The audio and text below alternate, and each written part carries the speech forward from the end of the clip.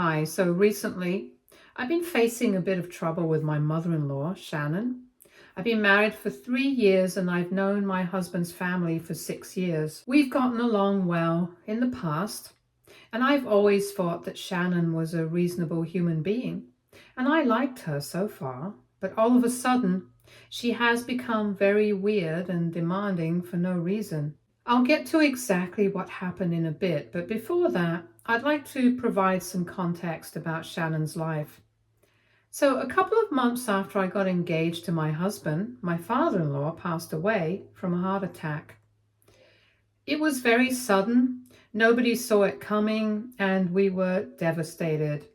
We even thought about putting off the wedding since that was just in a couple of months. But it was Shannon who convinced us to go ahead with the thing. She herself was hurting a lot. She was miserable. But even then, she told us that our family needs something to celebrate right now.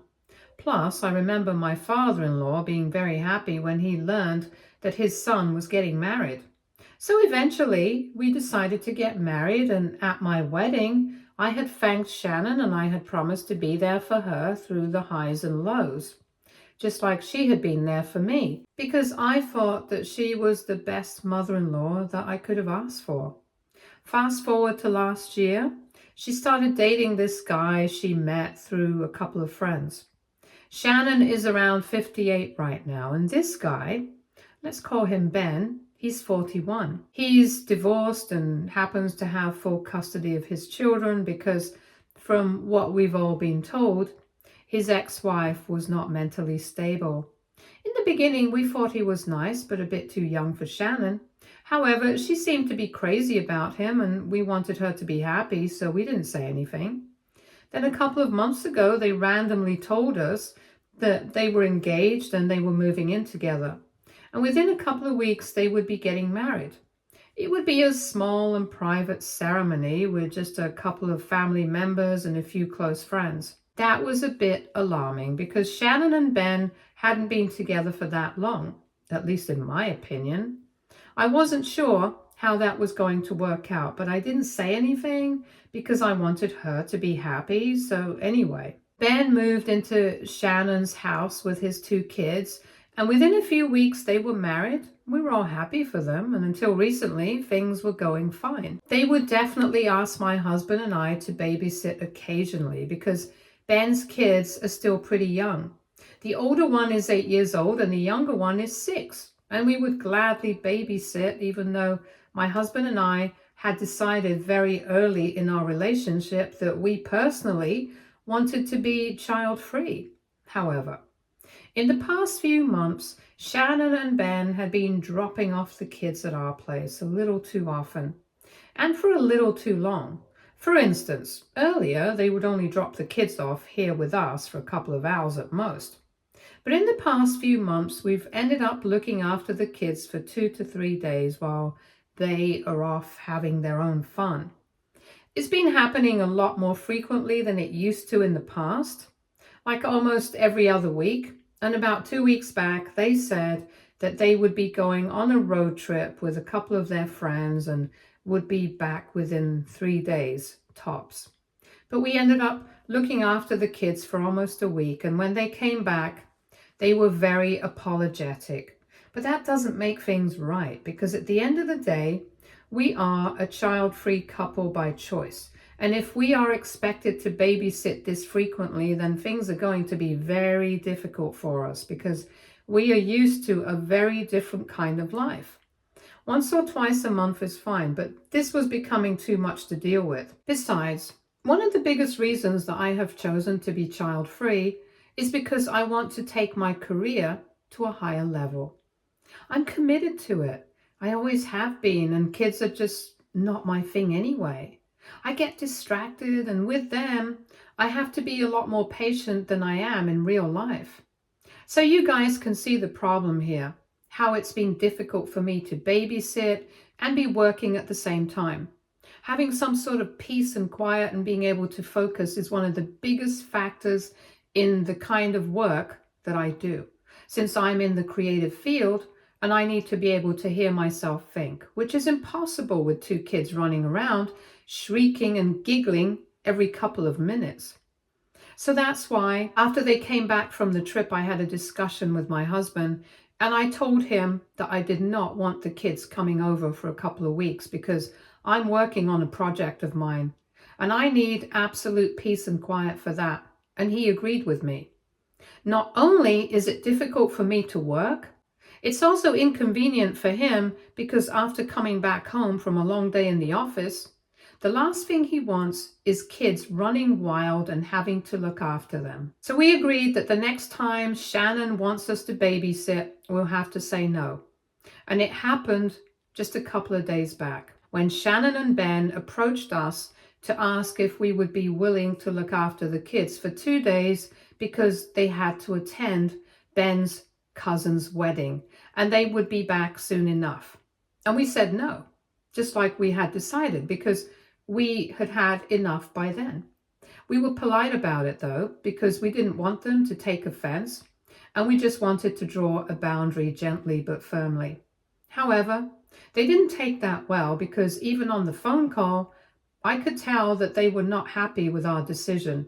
And they were trying to get us to change our minds and talking about how they couldn't trust anybody else, which is weird because they have a lot of friends and my husband's family lives close by. And as far as I know, they have a good relationship with everyone, so why not? Why does it always have to be us? Anyway, after they were unable to change our minds, they hung up. But a couple of minutes later, Shannon called me up. And after a bit of small talk, she started to tell me she really needed me to babysit the kids because this was important for Ben, and she wanted to be there with him. And if we didn't agree to look after the kids, then they would have to stay back because she's already spoken to a lot of people and people are willing to look after their kids for a couple of hours at most, but not more than that, which I think is reasonable enough because even I wouldn't want to commit to something like that. The only reason I have bothered is because it's Shannon and I like her, but even that has its limits. So I told her once again that I wouldn't be able to help her out because I have work to get to. And that's when she started getting angry with me, saying that I was putting my career before her. And she spoke about the promise that I had made, that I would be there for her in her highs and lows. And apparently I was breaking that right now. It was really bizarre because I couldn't believe the fact that she was actually getting mad at me for putting my career first, knowing how dedicated I am to my work. It's one of the most important things in my life and I can't help it. That's who I am as a person.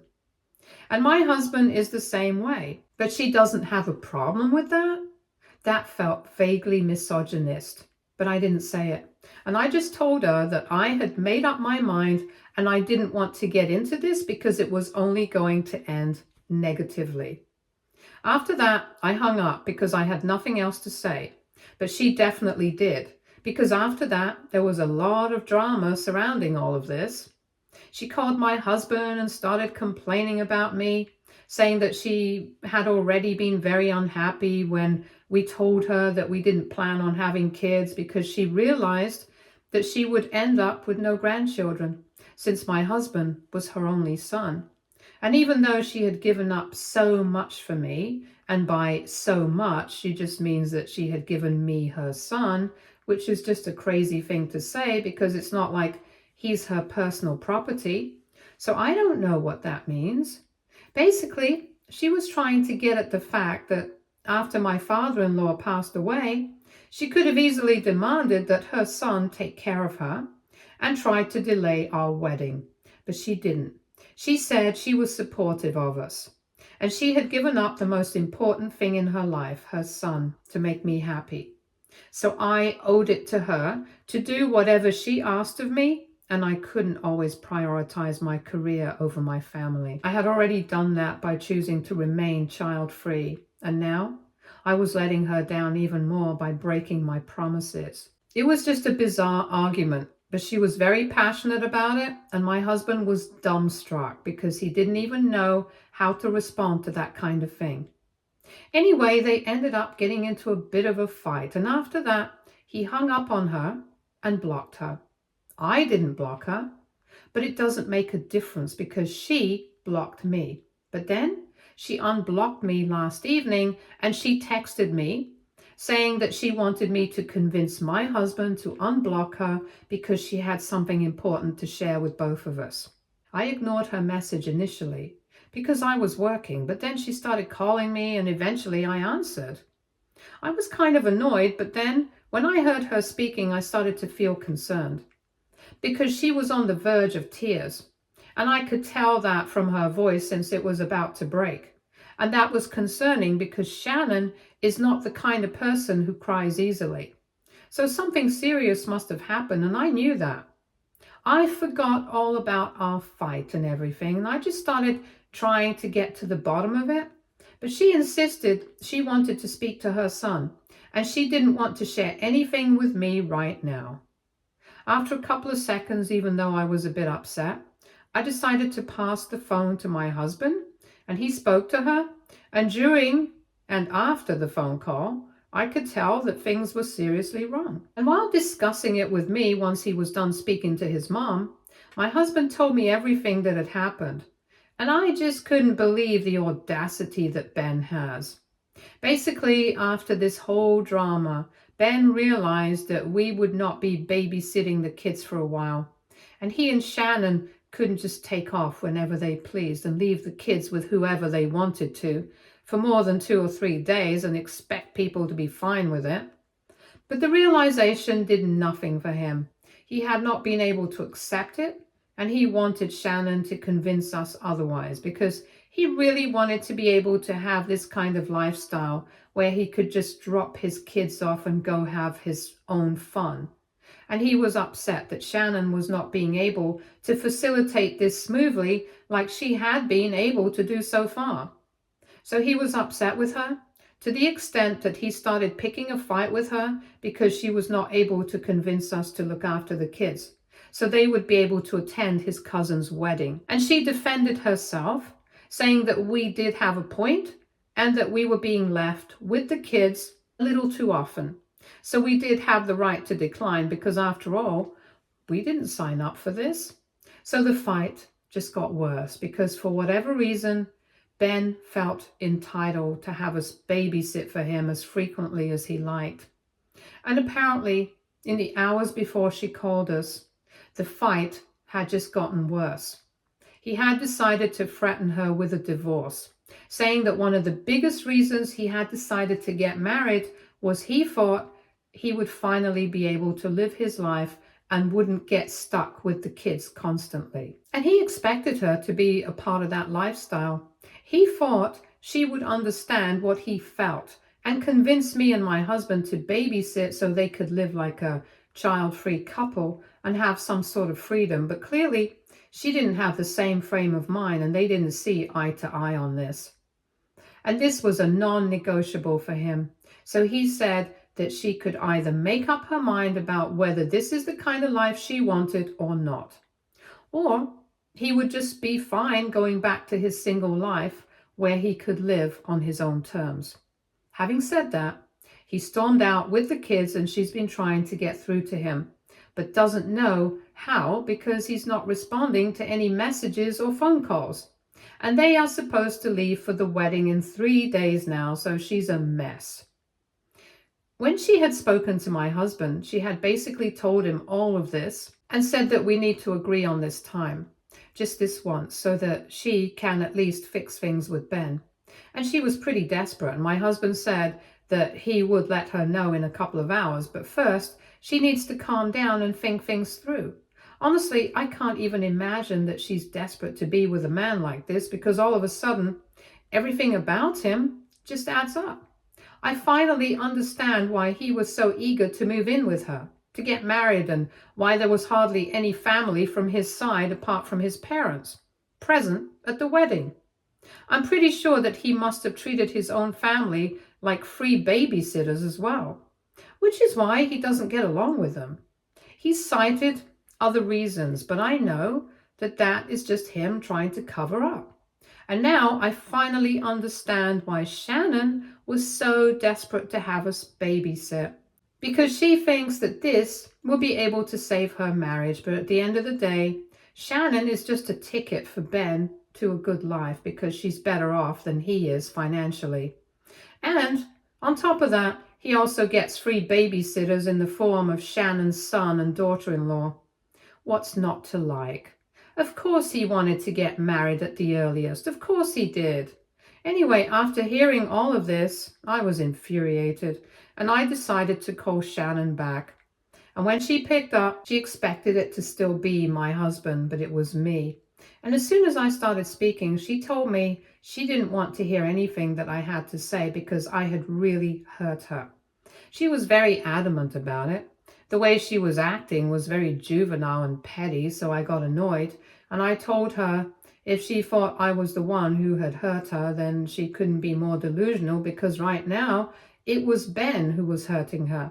And she was allowing it because she was seemingly fine with him, walking all over her, and was more than willing to take him back, jumping over hurdles just to get him back, even though he doesn't see her as anything more than a means to have the kind of lifestyle that he wants.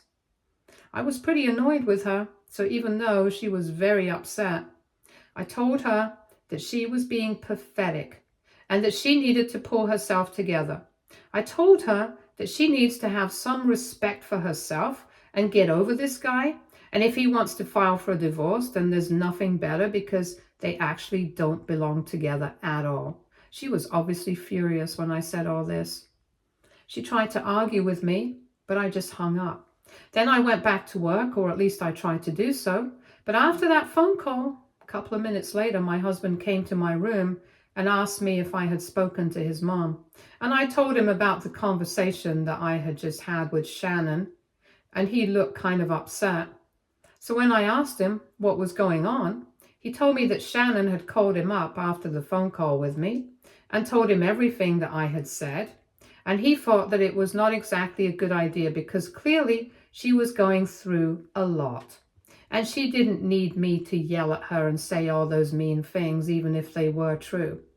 I could have just spared her feelings and let it go, since that's what he thinks would have been the wise thing to do in this situation. And he had a point, because I do feel like I might have acted a bit too rashly. He didn't seem mad, but he did seem kind of disappointed, and I'm not happy about this either right now. I feel sort of guilty. So AITA for yelling at my mother-in-law and telling her that she's being pathetic and needs to get a divorce? Edit. Hi. Okay, so a couple of things that I want to get out of the way. 1. When I said that I have work in the creative field, I meant to say that I'm a writer. I'm an aspiring novelist at the moment. I'm working on my second draft, and it's not a hobby or anything. I'm serious about this. In the mornings, the lecturer on the history of English literature in college, and because my husband works in an office, it was more convenient for me to take the kids with me and put them in the nursery with the other kids, because the college where I teach has that facility. However, when I get back home, my husband has to look after the kids after a long day at his workplace so that they don't end up barging into my office and bothering me while I try to write and finish my novel. Even then, it's convenient because it's not like he can expect them to be completely quiet, since they are kids after all. And it's an unreasonable expectation to have. So that's why it's very inconvenient for us to have them over so frequently. 2. Ben and Shannon are both people who like traveling, but the thing is that Shannon can actually afford it. She worked for a very long time. She had been working since the age of 18 and had saved up a lot of money. She used to work in marketing at a reasonably successful firm and had continued to work there until the age of 52. She took an early retirement so she could spend more time at home and take care of my father-in-law, who had been going through some health problems at that time. However, both of them combined had enough money to get by comfortably for the rest of their lives. Ben, on the other hand, works in a much smaller firm and is in sales, and I don't think he's very good at his job or even very dedicated to it. He talks about quitting all the time, but can't afford to do so because then he won't be able to afford the lifestyle that he wants. And I seriously do think that Shannon's money was a huge part of the reason why he was so eager to get married to her, because she has her own savings. And in addition to that, she has everything that my father-in-law left behind for her. Ben never would have been able to afford to travel so frequently the way he does right now with Shannon if he had been on his own. And that's just a fact. So he might love her, but I'm sure that he also loves the fact that she's better off than him, financially speaking. 3. And lastly, a lot of people wanted to know why exactly they couldn't just hire babysitters to look after the kids. And also why Ben's ex-wife had lost custody of the children. So I'll answer the first part first. The reason they don't have a babysitter is because Ben doesn't trust them.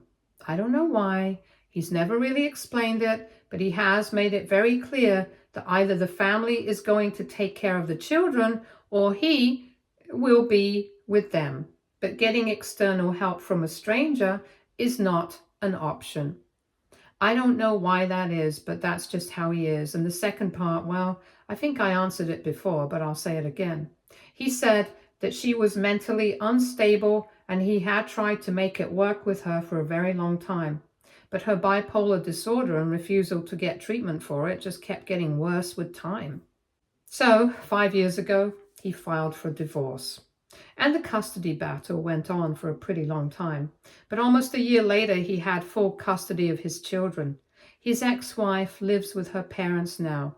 And they already have enough on their plate, so they can't babysit the kids. And his own parents don't stay in town, so that's not an option. So here's the answer to all of the questions that people had been asking in the comments. I hope that clears everything up right now. Update 1. Hey, so thanks everybody. Thanks for letting me know your opinions and commenting. I've decided to let the situation be for a while because I think everyone's really annoyed right now, and I think both Shannon and I need some time to cool off. Eventually, when we do get to talking, I think we'll be able to clear the air, but right now, I think it's better for us to stay away.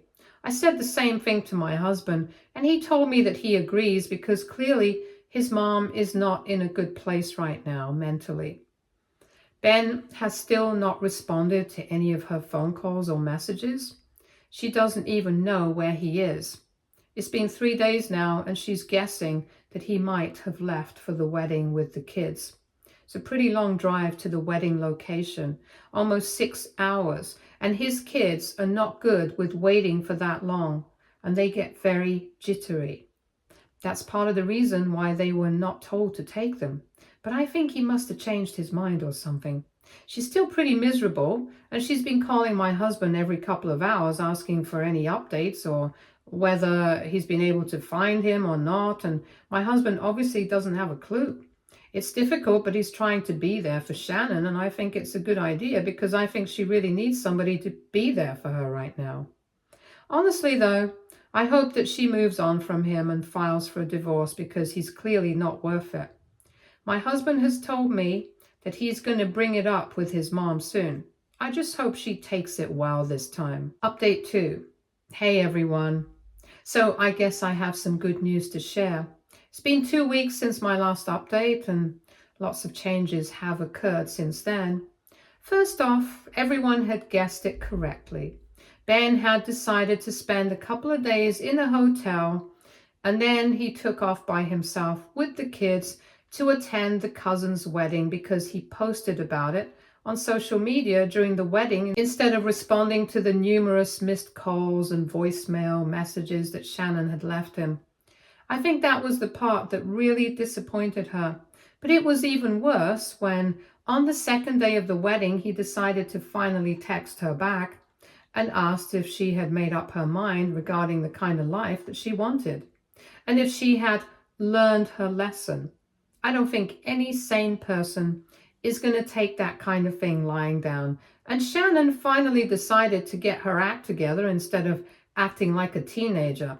She did not respond to that message, and she knew that he would be back in a couple of days. So before that, she decided to pack all his stuff and put it in a couple of cardboard boxes and keep them aside so he could take it all and get out when he came back. And even better, she called me up and she apologized for all the horrible things that she had said to me. And even I apologized to her for kicking her when she was down. I was actually quite hurt by the things she said about my career, about how I was not going to be able to provide her with grandchildren. And I did share that with her.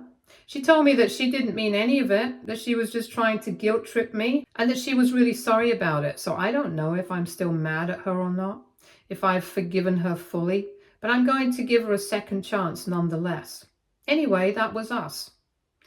About her and Ben, she decided to kick him out when he returned, and he didn't see that coming. He thought that she was going to crawl back to him even after he had treated her, but thankfully, Shannon had come back to her senses by then. They got into a huge fight right in front of the kids, and there was a lot of drama, but at the end of it, Ben decided to try and apologize, but Shannon was not having it. She told him to leave, and she said that she would be sending him the divorce papers. So that was that. And now she has already filed for a divorce, and he has already prepared the counter argument because apparently he wants alimony, even though they've been married for a very short time.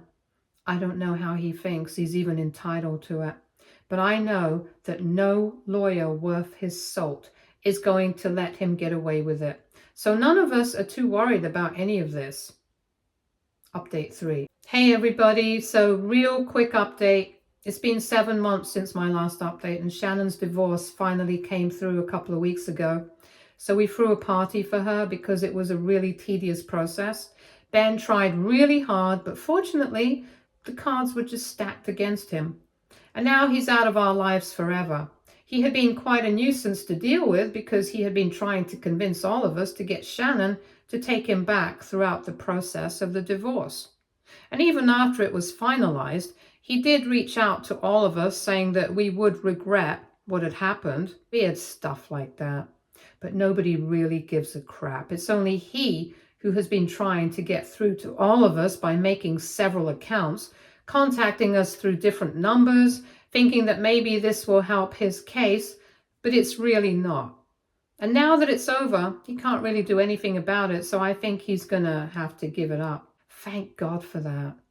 Anyway, my relationship with Shannon is far better now. It's almost gone back to the way it used to be, and I'm happy about it. I like being peaceful. I'm also almost done with my novel, and I'm very excited about that as well. Stay tuned for more stories from our girl relationships.